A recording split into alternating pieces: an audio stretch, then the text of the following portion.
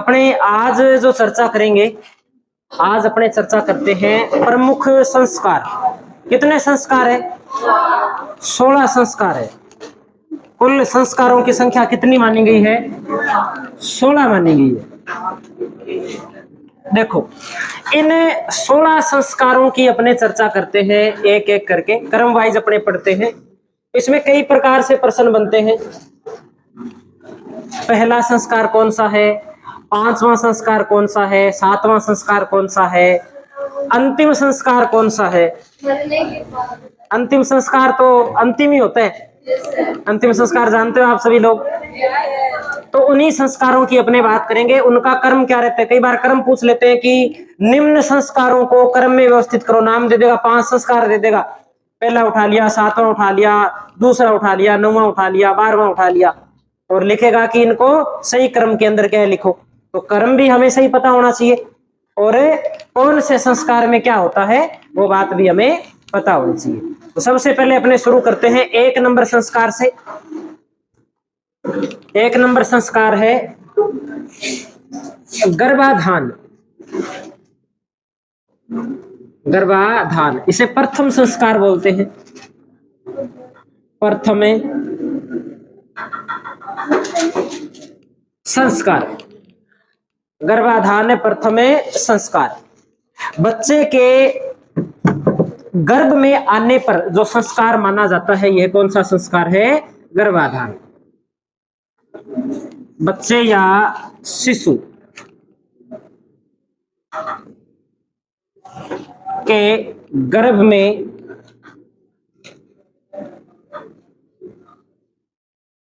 आने पर जो संस्कार किया जाता है वह संस्कार है गर्भाधान संस्कार।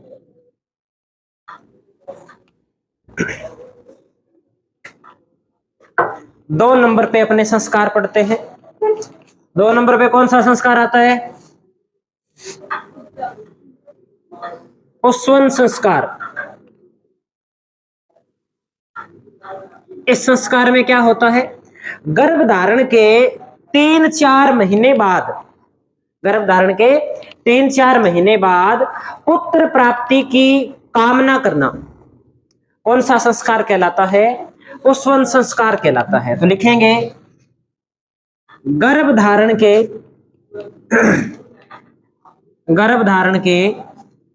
3-4 माह पश्चात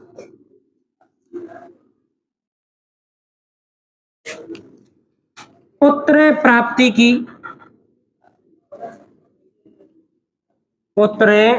की कामना हेतु किया जाता है। इस संस्कार को किस नाम से जानते हैं? पुंसवन संस्कार के नाम से जानते हैं।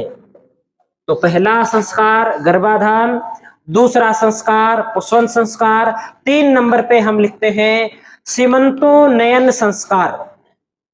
सीमंतोन्नयन संस्कार।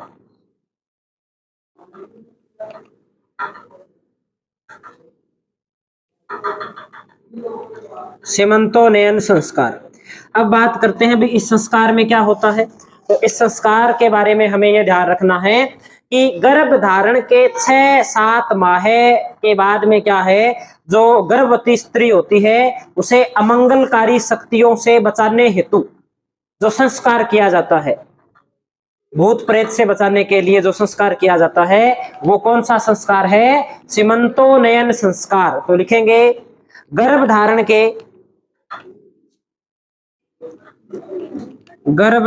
के 6-7 माह पश्चात, गर्भ धारण के 6-7 माह पश्चात गर्भवती महिला को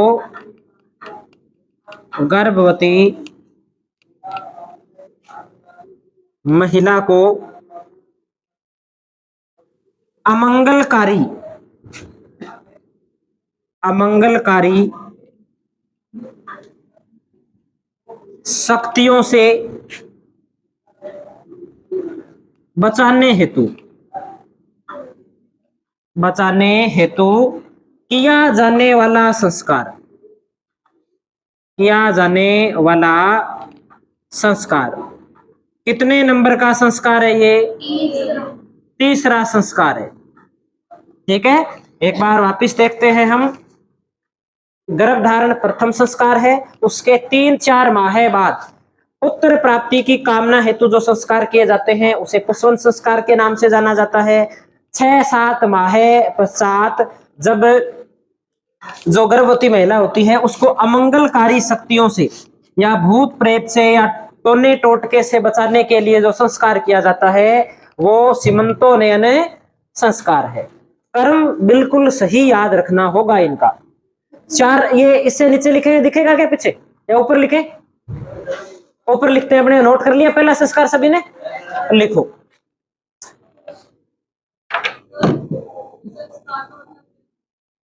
संस्कार रीति रिवाज कुछ क्रियाएं जो की जाती है जिसमें हम आस्था रखते हैं, है ना? जैसे हमारे संस्कार के अपने संस्कार है बड़ों का आदर करना। बड़ों का आदर करते हैं, अपने बड़ों का आदर अपने करते हैं। कुछ लोग ऐसे हैं जैसे देश है उनके अंदर बड़ों का कोई आदर होता ही नहीं है, तो वो वहां पे रीति रिवाज नहीं है, वहां की अलग कथा है, अपनी अलग पहचान है। कुछ लोग हैं वो देवी देवताओं को मानते हैं। अब मान लो कि हमें अगर किताब नीचे गिरती है तो हम उसे उठा के माथे के लगाते हैं कि हे माता तो गलती ना हो जाए क्या। फिर ऐसे तो अंग्रेज सरस्वती माता को नहीं मानते, किताबें पैर ये जो पेज पूज होते हैं, कापी किताबें कई बार पैरों में पड़ी रहती है, तो उनसे सरस्वती माता नहीं रूठती। ऐसा फिर क्या हुआ? बात ये नहीं है, बात ये है इसमें कि हम इज्जत करते हैं हर चीज की। वो लोग इज्जत नहीं करते तो कोई बात नहीं है, नहीं करे, हमारे संस्कार है, हम इज्जत करते हैं, हम इस चीज को मानते हैं। इतनी ही क्या है इसमें फर्क है, संस्कारों का फर्क है। अपने कहते हैं ना कि मान लो कोई बड़े के सामने जोर जोर से बोलता है, अभद्र व्यवहार करता है, तो अपने क्या बोलते हैं कि तुम्हें बोलने की तमीज नहीं है, तुम्हें तुम्हारे घर वालों ने संस्कार नहीं दिए। क्या बोलते हैं? संस्कार के, ये तो संस्कार है। हम हमारे धर्म को, अपनी रीति रिवाजों को फॉलो करते हैं, यही क्या है? संस्कार है। कुछ लोग ऐसे भी है जो देवता को मानते ही नहीं, ईश्वर को ही नहीं मानते, ईश्वर नाम की कोई चीज ही नहीं है। जीता तो वो भी है, मरता थोड़ी है, उसका भी सिस्टम चलता है, लेकिन वो संस्कार को फॉलो नहीं करता, वो और टाइप का इंसान होता है। हम वैसे नहीं है, हम प्रकृति को भी मानते हैं, बड़े बुजुर्गों की भी इज्जत करते हैं, हर चीज को हम क्या करते हैं? स्वीकार करते हैं। ये अपनी संस्कृति है। 4 नंबर पे लिखते हैं अपने, इसके बाद लिखिए जात कर्म संस्कार। जात कर्म संस्कार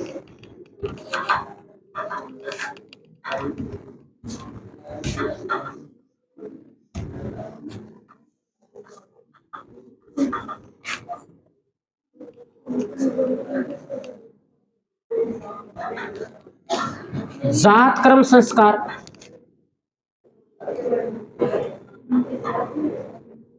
देखो, जात कर्म संस्कार के जब बच्चे का जन्म होता है, बच्चे के जन्म होने के बाद में अपनी भाषा में बोलते हैं कि बच्चे को घुंटी दी जाती है।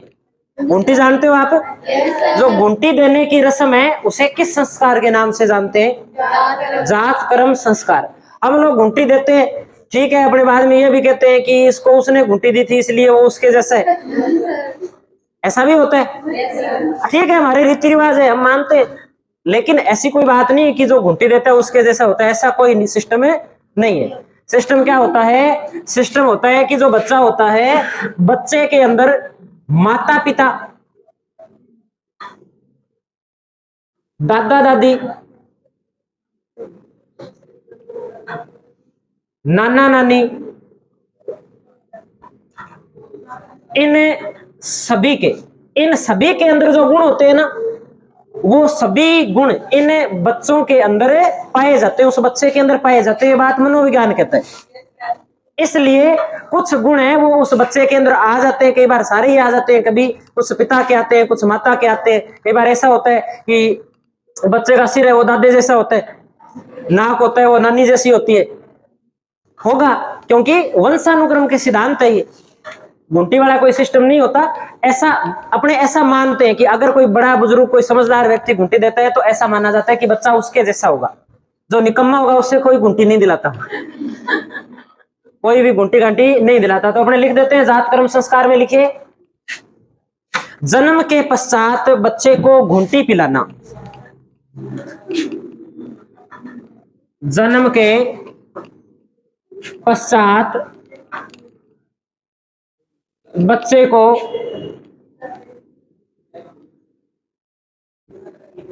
घुंटी पिलाना। और ये कोई संस्कार कोई अपने कोई आज के थोड़ी है, ये संस्कार पिछले लगभग अपने जहां तक अपने इतिहास की समझ है पिछले 7-8 हजार सालों से चले आ रहे हैं। कितने सालों से चले आ रहे हैं? 7-8 हजार सालों से चले आ रहे हैं ये संस्कार। वैदिक सभ्यता से ये संस्कार चले आ रहे हैं। वैदिक सभ्यता से पहले भी, वैदिक सभ्यता तो वो सिंधु घाटी और वैदिक सभ्यता तो वो सभ्यताएं हैं जिनके बारे में हमें नॉलेज है, हमें पता है। इससे पहले भी बहुत सारी संस्थाएं अपने ये सभ्यताएं हुई है जिसके अंदर मानव रहा है, तब से ये संस्कार चले आ रहे हैं। भगवान राम का, भगवान कृष्ण का जो अपने जीवन है उसके बारे में कोई अपने को पूर्ण वैसे जानकारी मिलती नहीं है कि कब से। अपने तो वो युगों के अंदर चले जाते हैं, कोई कहते हैं त्रेता युग के, कोई कहते हैं द्वापर युग के। अब उनका कोई अपने को पूरा पता नहीं है ग्रंथों के अंदर जो बात लिखी हुई है, क्योंकि विश्व के अंदर सबसे पहले जो संस्कृति विकसित हुई वो वैदिक संस्कृति विकसित हुई। पहली संस्कृति कौन सी है?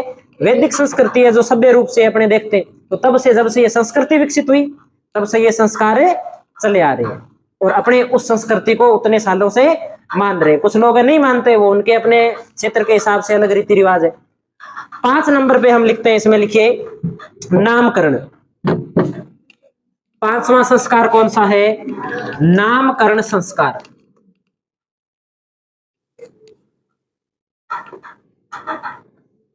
नामकरण संस्कार। अब नामकरण जो संस्कार है, ठीक है, अपने समाज के अंदर ये रीति रिवाज है। अब कुछ लोग ऐसे भी होंगे जिनके कोई पंडित जी आता ही नहीं होगा, अपने हिसाब से रख देते होंगे कि तेरा नाम आज से टीपू सुल्तान है तो उसका टीपू सुल्तान रहता है। होता है कि नहीं होता? किसी का नाम जॉर्ज है तो उसका नाम जॉर्ज है। लेकिन अपने तो पंडित जी आते हैं बकायदा, लगभग जन्म के 10वें 11वें दिन, कई बार मुहूर्त ज्यादा जल्दी शुभ होता है तो जल्दी भी नाम हो जाता है। और उसमें वो देखता है कि ठीक है शुक्र यहाँ पे है, राहु यहाँ पे है, केतु यहाँ पे है, इतने बजे हुए थे, ये वार था, पंचक नहीं थे, उसके आधार पे, राशि के आधार पे क्या रखते हैं? नाम रखते हैं। तो अपने संस्कार है, रीति रिवाज है, उस रीति रिवाज को अपने क्या कर रहे हैं?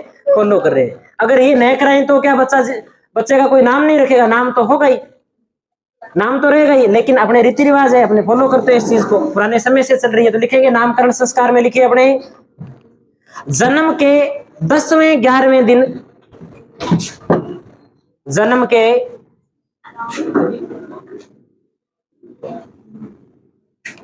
10वें या 10वें 11वें दिन, ऐसे लिख देते हैं, 11वें दिन शुभ मुहूर्त के अनुसार, शुभ मुहूर्त के अनुसार बच्चे का नामकरण करना। नामकरण करना। कई बार ऐसे होते हैं कि जब बच्चा 5 दिन का होता है तब भी शुभ मुहूर्त होता है, अभी नामकरण हो जाता है। कई बार अपने कहते हैं कि हिंदू धर्म के अनुसार जो अपने ग्रहों को मानते हैं या अपने जो कुंडलियां हैं उनको मानते हैं, उनके अनुसार कई बार ऐसा भी होता है कि नामकरण है वो महीने महीने नहीं होता, ऐसा भी होता है। लेकिन वो संस्कार है, हम उस संस्कार को निभाते हैं। ये हो गया नामकरण संस्कार।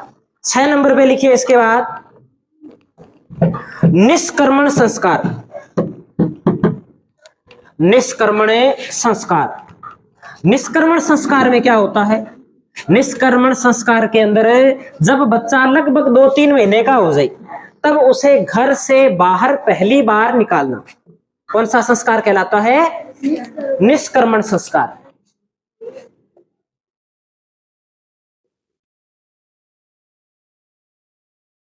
निष्कर्मण संस्कार। निष्कर्मण संस्कार में लिखेंगे हम, लिखिए जन्म के 2-3 माह बाद, जन्म के 2-3 माह बाद बच्चे को घर से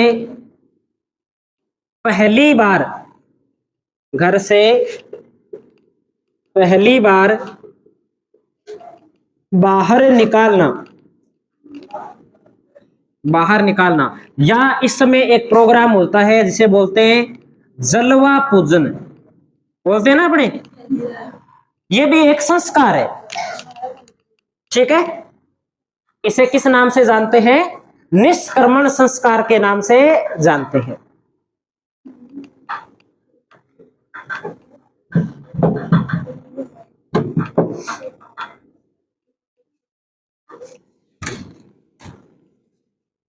तो पहला संस्कार कौन सा था? गर्भाधान।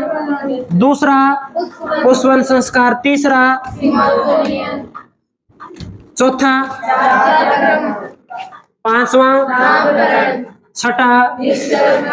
अब पढ़ते हैं अपने सातवां संस्कार। सातवां संस्कार लिखेंगे अन्नप्राशन संस्कार। अन्नप्राशन संस्कार। देखो, अन्नप्राशन संस्कार क्या है? तो इसमें हमें सिर्फ इतनी बात ध्यान रखनी है कि अपने किसी डॉक्टर से पूछते हैं तभी वो यही राय देता है कि बच्चा जब तक 6 महीने का नहीं हो जाए तब तक इसे माता के दूध के अलावा और कोई भी चीज नहीं खिलानी पिलानी है। तो ऐसा ही पुराने समय से चला रहा है कि जब बच्चा लगभग क्या 5-6 महीने का हो जाता है तब उसे पहली बार अन्न खिलाया जाता है। जो अन्न खिलाने का संस्कार है वो कौन सा संस्कार कहलाता है?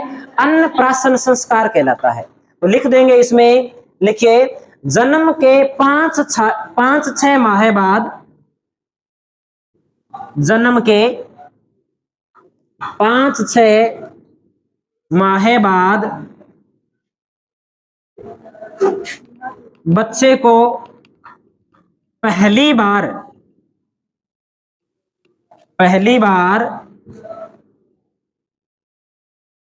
अन्न खिलाना, पहली बार अन्न खिलाना।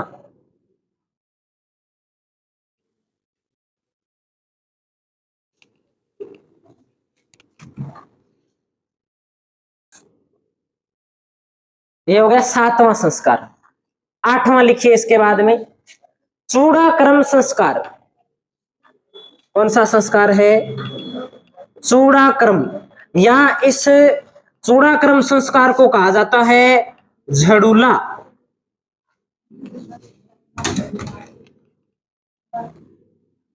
झड़ूला, या इसे झड़ूला भी लिख सकते हैं।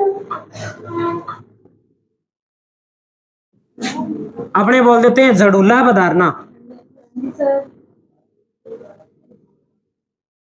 बच्चे के बाल काट करके जो इष्ट देव होते हैं या इष्ट देवी होती है उनके मंदिर में चढ़ाए जाते हैं। ये कौन सा संस्कार है? चूड़ाक्रम या झड़ूला संस्कार बोल देते हैं इसे, अपने झड़ूला बधारना बोल देते हैं। तो लिख देंगे इसमें, लिख दीजिए, 2-3 वर्ष के बच्चे, कई बार छोटा होता है तभी कर देते हैं, लेकिन सही बात होता है कि 2-3 साल का कम से कम होना चाहिए।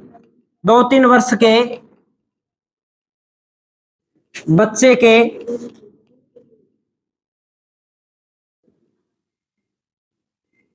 कुल देवी या देवता, कुल देवी या देवता के मंदिर में ले जाकर पहली बार बाल काटना, बाल काटना चूड़ाक्रम या झड़ूला संस्कार कहलाता है।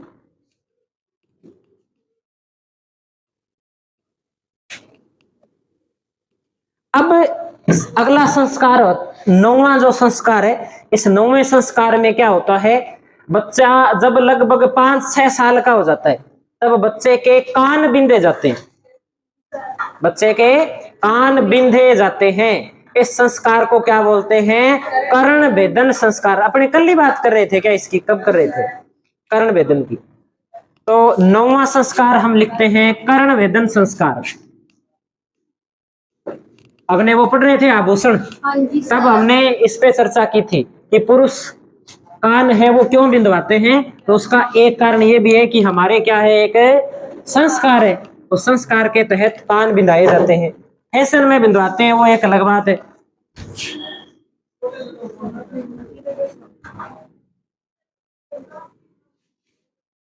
क्या सांस की प्रॉब्लम होती है तब बिंदवाते हैं?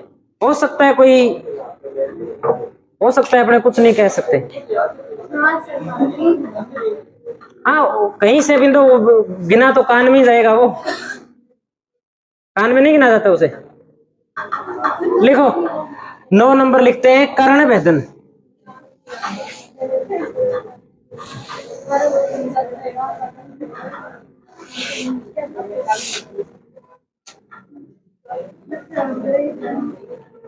कर्ण भेदन या कर्ण भेद भी लिख सकते हैं। 5-6 वर्ष की आयु में बच्चे के कान बिंदना, 5-6 वर्ष की आयु में बच्चे के कान बिंदना, बच्चे के कान बिंदना। ये हो गया 9वां संस्कार, कर्ण भेदन संस्कार। अब बच्चा लगभग 5-6 साल का होता है, इसी दौरान वो स्कूल जाने लायक हो जाता है। अब स्कूल है, पहले आश्रम होते थे, तो उसे विद्या के लिए, पढ़ने के लिए स्कूल भेजा जाता था पहली बार, तो एक संस्कार किया जाता था। उस संस्कार का नाम था विद्यारंभ संस्कार।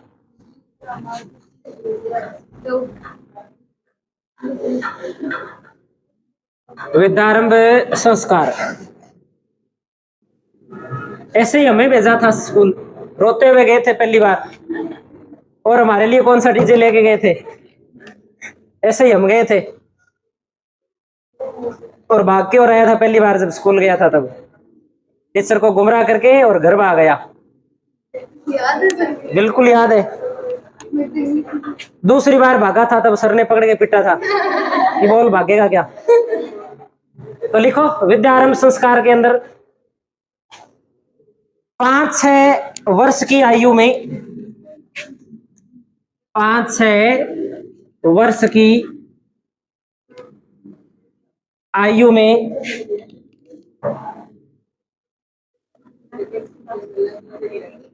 बच्चे को विद्यालय या आश्रम भेजना, विद्यालय या आश्रम भेजना।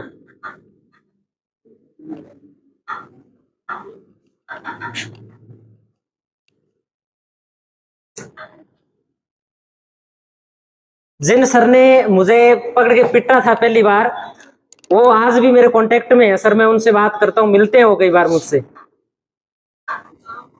नाम था उनका शरीफ दीन सर, झुंझुनू के रहने वाले थे, गवर्नमेंट टीचर थे प्राइमरी के अंदर। अब तो वो प्रमोशन हो गया, वो बन गए हेडमास्टर बन गए एक प्रकार से, अब तो रिटायरमेंट होने वाले हैं। 11 नंबर लिखो, 11 नंबर संस्कार लिखते हैं अपने। इसके बाद उपनयन या जिसे जनेऊ संस्कार बोल देते हैं अपने, उपनयन या जनेऊ संस्कार।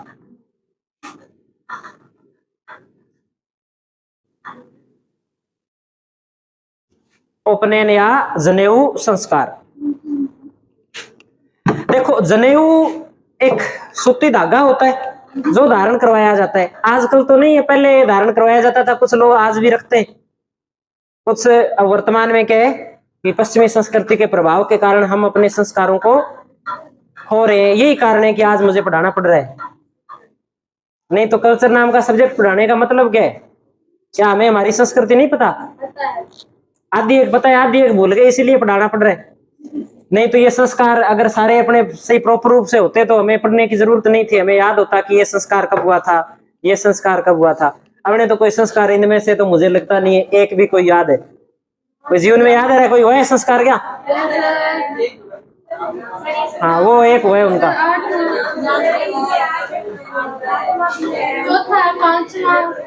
चलो ठीक है, बढ़िया है भाई, सारे संस्कार हुए तुम्हारे, एक संस्कार को छोड़ के। कईयों के 2 संस्कार बचे हुए अभी, लिखो अगला संस्कार लिखो 12 नंबर पे। अच्छा जनेऊ में लिखते हैं अपने, जनेऊ में लिखिए जनेऊ जो धारण करने की जो आयु होती है ना वो अलग अलग होती है। ब्राह्मण जो वर्ग होता है, ब्राह्मण वर्ग के अंदर जब 8 वर्ष का जो बच्चा होता है उसे जनेऊ धारण करवाई जाती है, क्योंकि ब्राह्मण धर्म के या ब्राह्मण जाति के जो बच्चे होते हैं उनके बारे में ऐसा माना जाता है कि वो बुद्धि के अंदर, ज्ञान ग्रहण करने के अंदर अन्य बच्चों के मुकाबले क्या होते हैं, तेज होते हैं, तीव्र होते हैं, उनकी बुद्धि है वो तेज होती है, ऐसा माना जाता है। क्योंकि प्राचीन काल के अंदर ज्ञान देने वाला शिक्षक सिर्फ कौन होता था, ब्राह्मण ही होता था, इस कारण। फिर अपने बात करें इसके बाद में क्षत्रिय। क्षत्रिय वर्ग के जो लोग हैं इनके जब बच्चा 11 वर्ष का हो जाता था तब इन्हें क्या है, जनेऊ धारण करवाई जाती थी। और एक वर्ग था वैश्य, वैश्य के अंदर जब बच्चा 12 वर्ष का हो जाता था तब उसे जनेऊ धारण करवाई जाती थी। ब्राह्मण, क्षत्रिय, वैश्य और शूद्र, शूद्र के अंदर जनेऊ का सिस्टम नहीं होता था। तो ये 3 वर्ग है, तीनों के जो जिस उम्र के अंदर जनेऊ धारण करवाई जाती थी वो हमने नोट कर लिया।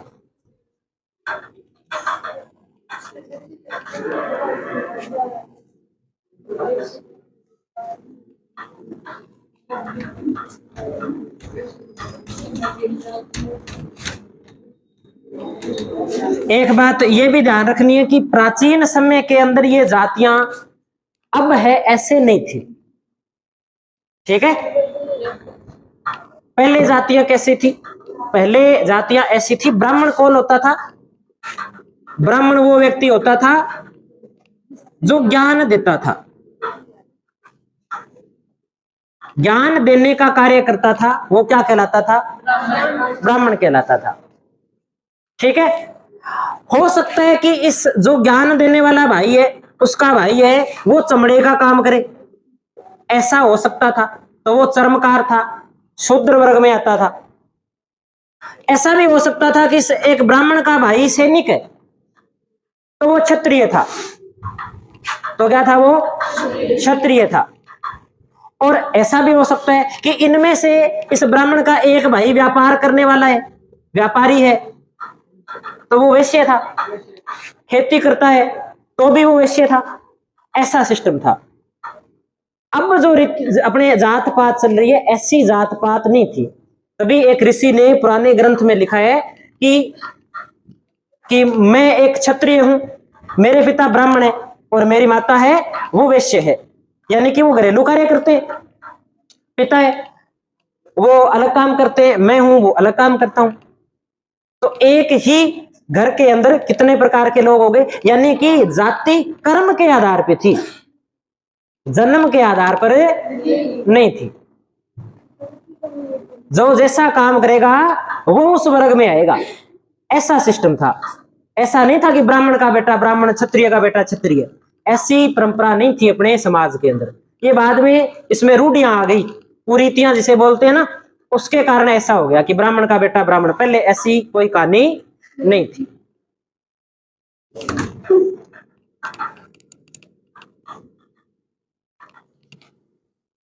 बारह नंबर पे लिखते हैं, अगला संस्कार लिखिए, वेदारंभ। वेदारंभ संस्कार का मतलब क्या है, वेदों का ज्ञान लेना शुरू करना, वेदों की शिक्षा देना, वेदारंभ संस्कार।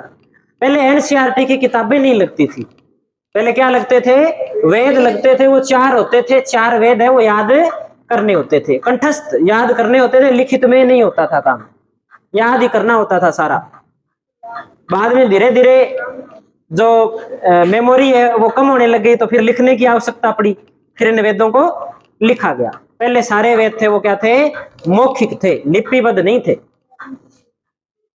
वेदों को लिपिबद्ध कौन सी झील के किनारे किया गया, पुष्कर झील के किनारे किया गया, ये बात ध्यान रखनी है। लिपिबद्ध किया गया इसका मतलब ये है कि पहले लिपि में नहीं थे, सीधे मौखिक थे। वेदारंभ में लिख दीजिए, वेदों के अध्ययन हेतु गुरु के पास जाना, वेदों के अध्ययन हेतु गुरु के पास जाना, यानी कि ऐसा सिस्टम था कि ये फर्स्ट ग्रेड टीचर होता था, जो गुरु था ये हाई लेवल की शिक्षा देता था ये। और जो विद्यारंभ संस्कार है इसमें फर्स्ट अपने वो थर्ड ग्रेड और रीट वाले बीएसटीसी वाले और बीएड वाले जो 10वीं तक पढ़ाते थे टीचर वो होते थे, ये हाई लेवल की शिक्षा होती थी। ऐसे मान लो कि एमए के बराबर थी ये, ग्रेजुएशन के बराबर, पोस्ट ग्रेजुएशन वेदारंभ। 12वां संस्कार। अगला संस्कार लिखिए, 13वां संस्कार लिखिए, केशांत संस्कार। केशांत संस्कार, केश यानी कि बाल। जब व्यक्ति या बच्चा किशोर हो जाता था, जब बच्चा किशोर हो जाता था तब उसके दाढ़ी मूंछ आ जाती थी। तो जब पहली बार दाढ़ी मूंछ करने का जो कार्यक्रम था, संस्कार था, उसे क्या नाम दिया गया? केशांत संस्कार। तो इसमें लिख देंगे हम, यौवन अवस्था में पहली बार, यौवन अवस्था में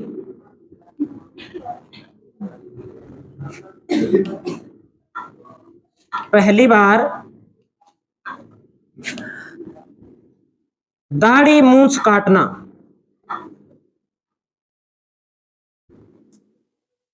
संस्कार का नाम है केशांत संस्कार।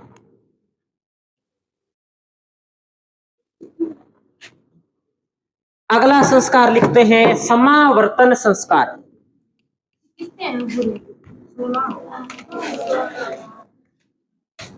अभी तक तो 16 ही है, कोई बीच में कोई नए ऐड कर दे तो पता नहीं।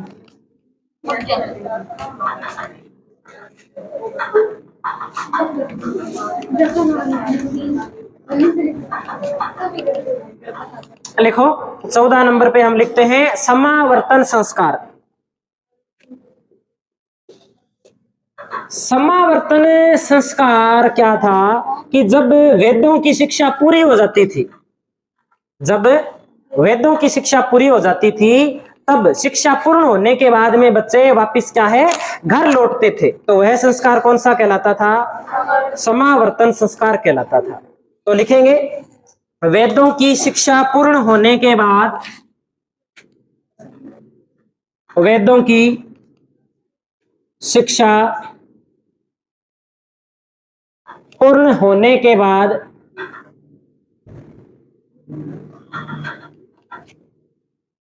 घर लौटना, घर लौटना कौन सा संस्कार था? समावर्तन संस्कार। अगला संस्कार है पाणी ग्रहण संस्कार। कौन सा संस्कार है? पाणी ग्रहण संस्कार, या जिसे बोलते हैं विवाह।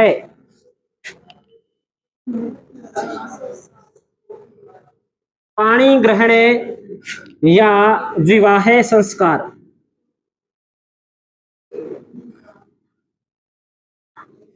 ये संस्कार लगभग पुराने समय के अंदर लगभग 25 साल की आयु के अंदर होता था। कितने वर्ष की आयु में? 25 वर्ष की आयु में होता था। 4 अपने पढ़ते हैं ना आश्रम है, उन आश्रमों के अंदर है, यहीं से गृहस्थ आश्रम शुरू होता है विवाह के बाद में। तो पाणी ग्रहण या विवाह संस्कार इसमें लिखेंगे। ब्रह्मचर्य से गृहस्थ आश्रम में प्रवेश करना, ब्रह्मचर्य से गृहस्थ आश्रम में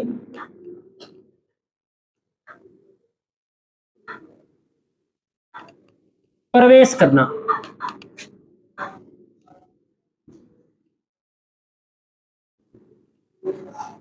यहां तक लगभग बच्चों के सारे संस्कार पूरे हो गए। आधे को का ये बचा है और ये अभी अपने सभी का बाकी है। लिखो 16 नंबर पे अंत्येष्टि।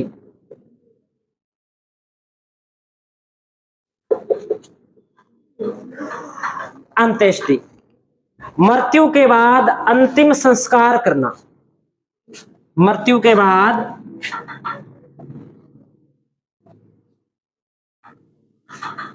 बाद अंतिम संस्कार करना। ये अपने संस्कार हो गए कंप्लीट। ठीक है, एक बार जल्दी से देख लेते हैं संस्कारों को। सबसे पहला संस्कार गर्भाधान, दूसरा